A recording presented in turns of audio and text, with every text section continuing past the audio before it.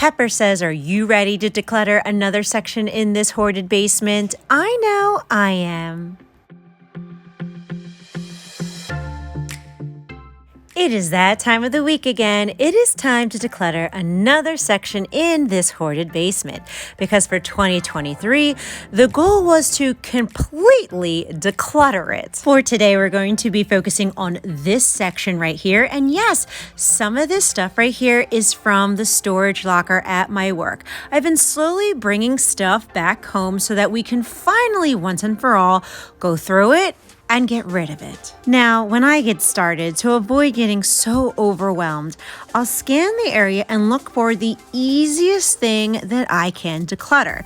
That way I can get that decluttering momentum going. So we're going to start with the storage stuff. And okay, there are some old stuff in here. Now, I still drive the 2000 Jeep Liberty because I don't have a car payment and she runs and it's fabulous.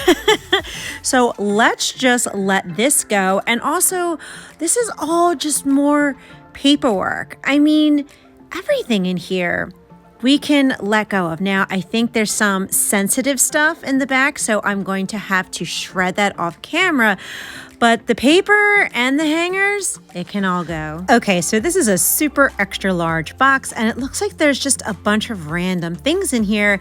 Like in this plastic bag, it's okay, so this is from Dollar Tree. Yes, this should go into the crafting section. This is also an older picture frame that I wanted to DIY into something new, so that goes in the crafting section too. And another Dollar Tree bag that has, Christmas DIY crafts. So we have a bin for that in the Christmas cave, and that's where we're going to put it away in. Now, this next box has some more random stuff, but this is Brandon's from when he was a baby, and I'm just not ready to let this go. But we can let go of this Elsa purse because it was neither of my boys that colored it in. I honestly don't remember who did.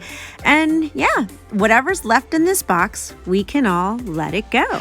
Now, what's on the bottom of this box I can see is a lot of makeup, and this one is really triggering some emotions in me right now. Okay, everyone, so I am feeling some extreme guilt right now because a lot of these little bags, you know, the stuff is brand new. And it's from like Ipsy subscriptions. A lot of these are from like, you know, the free samples in the hotels. And of course I was a hoarder, so I brought them home. And a majority of this is brand new stuff. And I feel guilty if I just throw it away.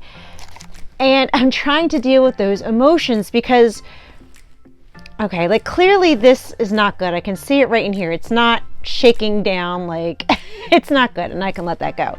But half of me is kind of like, oh my gosh, like you could have given all of this stuff to the women's shelter, you could have gave it away, and actually I think some of that I can, right? Because look, here's some brushes and stuff, right? So yeah, some of this stuff I actually can give away because it looks good and it doesn't look like there's any, they're brand new.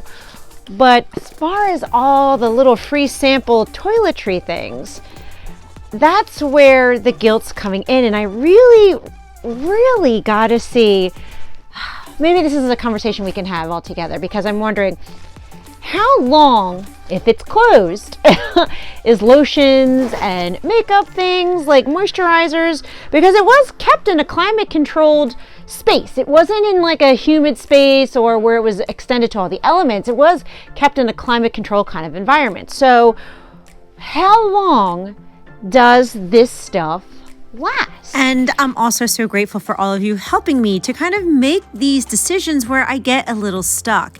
Now, another disclosure is that these items, I would say, are anywhere between 3 and 4 years old, because I also had somebody else drop off a bunch of this stuff to me as well. And I just want to make the right decision, whether to just throw them out or give them away on Facebook giving page with the full disclosure that they're sealed, but they are probably between 3 to 5 years old. Now this I actually can give away because there's nothing that would go rotten in here, so I feel good about that. Now this makes me realize how high on the hoarding spectrum I was, because I had worn these face jewels before and I didn't want to let them go because I thought they were so pretty and it was part of my self-worth. But now I can let this go, and that's just another sign to show how much I recovered in, because I loved these bedazzled kitty ears, but again, I feel good letting it go. Now to my surprise,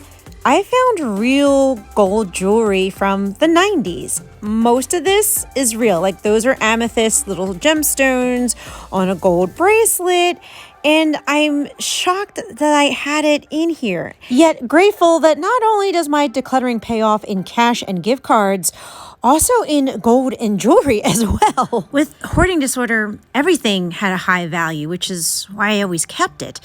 But now that we've done so much emotional work, I can definitely see right away there's no need for me to hold on to these old socks or any of this really, because once you start to do the emotional internal work and start releasing those past traumas and negative self-talk about yourself, once you release that and work through it, the attachment to the stuff also is released. And I'm telling you, it's such a freeing type of feeling when you don't feel attached to it anymore.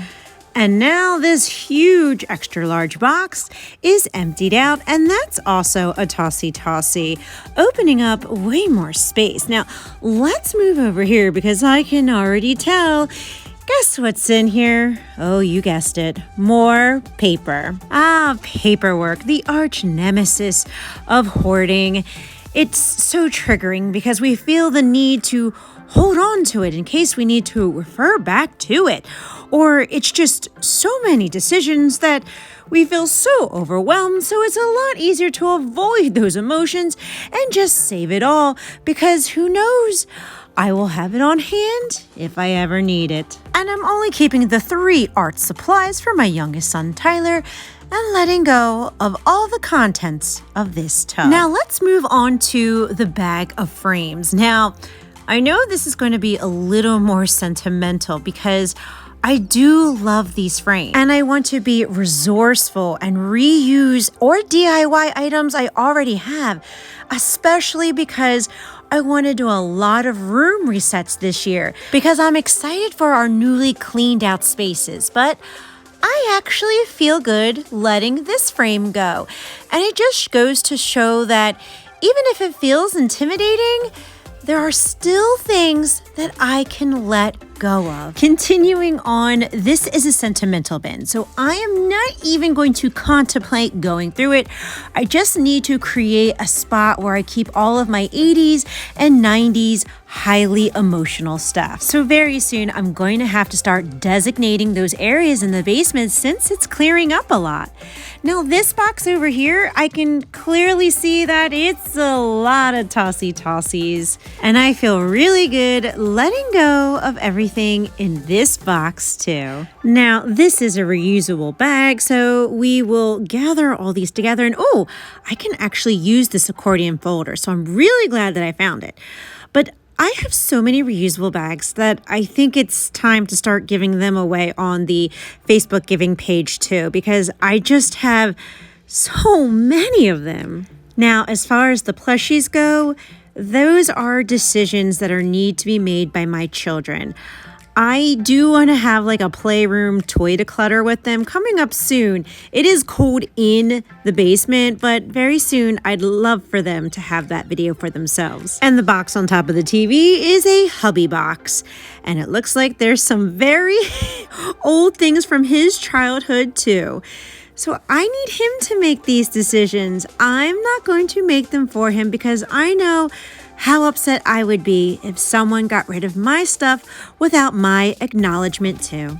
And look what I found. I was looking for this bin back at Christmas time because this is the decor to my 3-tier stand in the kitchen. And when we did the Christmas KonMari, I guess somehow it fell back here and I couldn't find it. But luckily, now that we know where it's at, it's going back into the Christmas cave. And with that, it's time to sweep up the floor, which I was very surprised that there wasn't a lot of dirt and dust in here.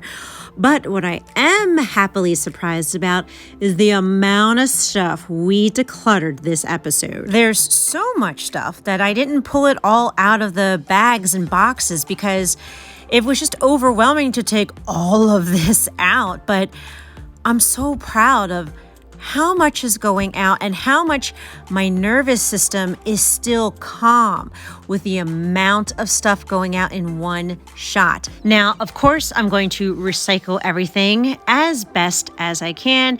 And I'm also excited to hear what everyone says about the makeup and the toiletries and what we should do with them. As soon as we come to a decision, we'll let it go right away. And now me and Miss Pepper get to show you the newly opened up space in the basement. Baby step decluttering is what has worked for me in recovering in my hoarding disorder.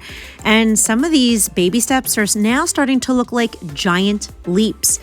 And that's what happens over time when you give yourself grace and encouragement to declutter these spaces. So if you're feeling stuck or overwhelmed, know that the strength within you is there, and that if you just declutter just a few things at a time, you'll start to see the spaces open up. And my hope and my prayer is that this video motivated and encouraged you to clean and declutter something in your home today too.